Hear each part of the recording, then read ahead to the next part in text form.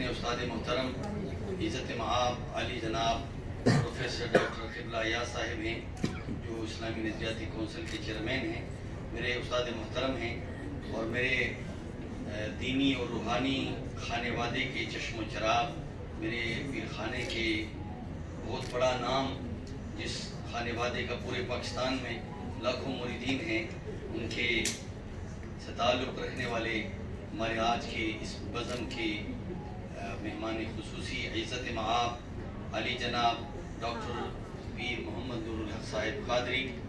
और मैं बिला मुबालगा कराची से मैं डॉक्टर अलवी साहब को जानता हूँ कि उनका घराना गरीब परवर घराना रहा।